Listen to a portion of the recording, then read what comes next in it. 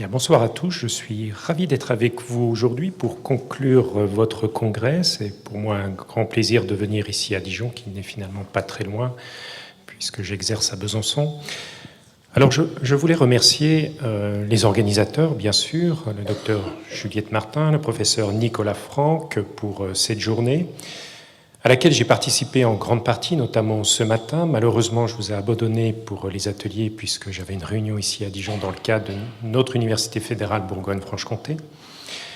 Et je dois dire que j'ai été particulièrement intéressé par tout ce qui a été présenté et dit ce matin, alors que je suis arrivé pensant que j'étais un béotien en réhabilitation psychosociale, puisque finalement éloigné de ma pratique, moi psychiatre d'orientation plutôt biologique, qui réfléchit aux aspects neurobiologiques des troubles de l'humeur, aux adaptations des traitements biologiques, je me suis rendu compte que finalement, comme M. Jourdain, je faisais de la réhabilitation psychosociale sans le savoir. Pourquoi je vous dis ça? J'y reviendrai. Peut-être quelques éléments finalement par rapport à tout ce qui a été dit ce matin, et je voulais insister sur un ou deux points. Nicolas Franck a tout d'abord montré le développement actuel en France de la réhabilitation psychosociale, et on peut voir qu'il y a eu un chantier conséquent qui a été réalisé finalement en quelques années et qui permet aujourd'hui, en tout cas à la France, de développer une organisation de soins relativement unique et qui est comparable à ce qui a été fait depuis un certain nombre d'années dans d'autres pays européens et surtout anglo-saxons. J'ai retenu essentiellement deux points. La nécessité encore aujourd'hui d'une meilleure formation pour améliorer le pronostic, réduire le handicap, en travaillant bien entendu sur l'amélioration que sont les fonctions cognitives. La nécessité aussi de changer de paradigme par rapport à l'organisation des soins tels qu'ils sont organisés aujourd'hui, pour essayer de diffuser les pratiques et d'atteindre l'ensemble de la population et réduire ainsi la fracture de l'accès aux soins, aux stratégies thérapeutiques les plus adaptées. Et là, c'est, je crois, un enjeu véritablement important pour la psychiatrie de demain, en s'appuyant bien sûr sur les secteurs qui restent l'élément pivotal central de la prise en charge de la maladie mentale en France. Le docteur Martin nous a rappelé l'importance de la prise en charge initiale, surtout à une période charnière de la vie, sachant que, et ça elle nous l'a bien montré, que c'est une particularité, la période de la fin d'adolescence, le début de l'âge adulte, où finalement tout se joue pour son avenir, tout se joue pour le jeune patient que l'on accueille, mais tout se joue aussi pour l'entourage familial et pour les parents qui ont parfois mis beaucoup d'investissements sur l'avenir de leurs enfants et surtout sur le souhait qu'ils avaient, avant qu'ils rentrent dans la maladie, d'avoir un avenir clair et serein. Donc toute la nécessité de développer ces stratégies thérapeutiques initiales pour essayer de réduire au mieux l'évolution vers la chronicisation de la maladie et des troubles. Alors Frédéric Asbach nous a rappelé en effet que ces approches en réhabilitation psychosociale et remédiation cognitive ne dataient pas d'hier, étaient déjà très anciennes. Et grâce aux travaux de McGorry, en effet, elles ont pu diffuser à travers le monde, arriver en France.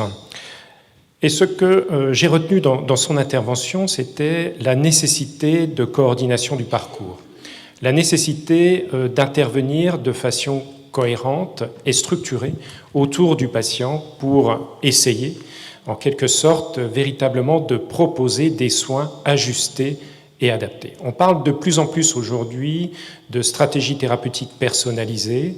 Eh bien, on peut dire que la réhabilitation psychosociale et la remédiation cognitive font partie des outils, en effet, pour aller vers une stratégie thérapeutique individualisée. Et ça, c'est, je crois, aussi un enjeu important pour la psychiatrie de demain. Le professeur Caroline Sellard nous a rappelé l'importance des atteintes neuropsychologiques au décours de l'ensemble des maladies mentales.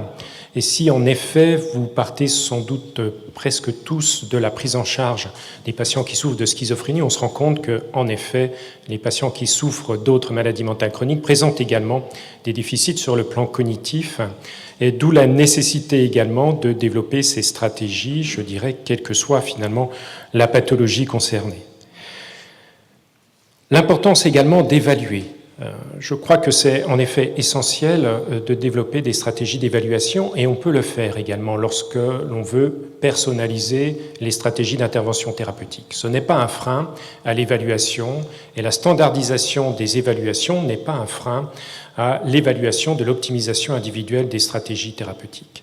Et je pense qu'il est important de le faire lorsque l'on regarde notamment les travaux issus des méta-analyses et des revues systématiques de la littérature, puisque de plus en plus, on observe qu'il y a bientôt autant de méta-analyses publiées que de travaux originaux publiés.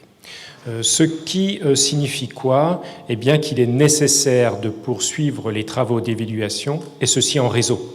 L'importance des réseaux de recherche accolés aux soins, l'importance de pouvoir montrer qu'il existe bien un impact et une différence significative sans être obligé de construire des méta-analyses dont les résultats sont parfois malheureusement insatisfaisants.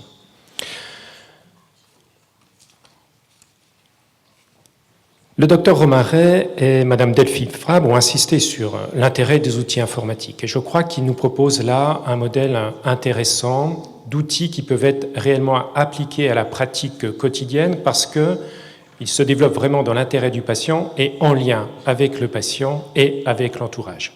Et je pense également qu'il est particulièrement pertinent, comme cela a été démontré, d'associer les usagers, d'associer les familles d'usagers pour essayer de développer également des outils qui permettront demain d'être pertinents et qui permettront en tout cas également d'aider de façon complémentaire par rapport aux autres stratégies de soins pour réduire l'impact de la maladie et du handicap.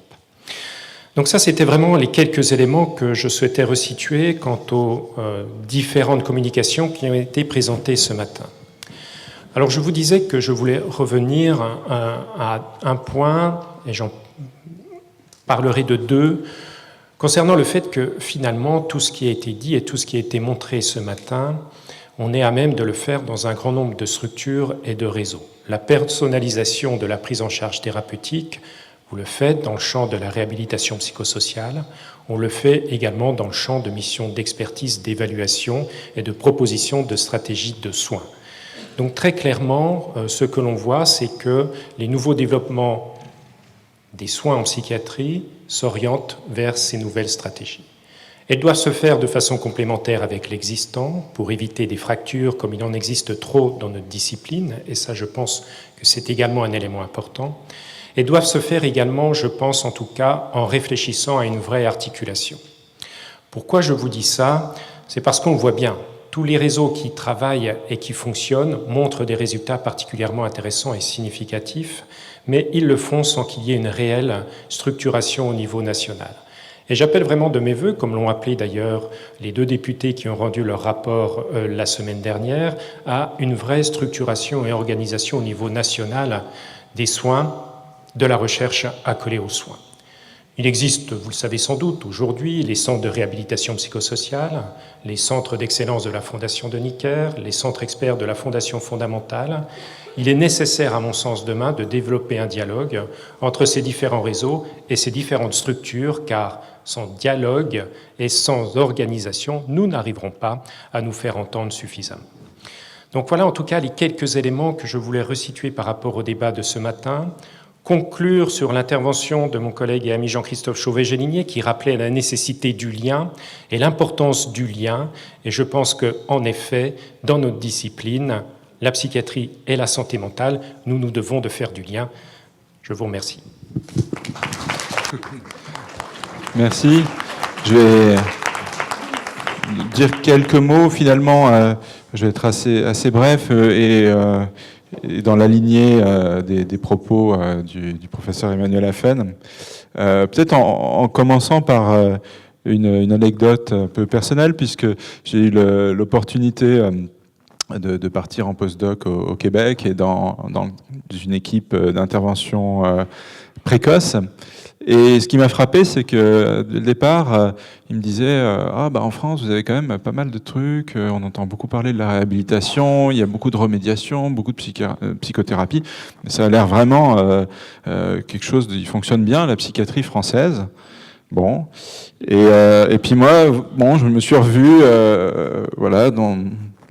ma pratique, la vision des parcours que j'avais en face de moi. Et c'était pas tout à fait la vision que j'avais. Je me suis un peu remémoré tous les jeunes patients que j'avais pu croiser dans ma carrière.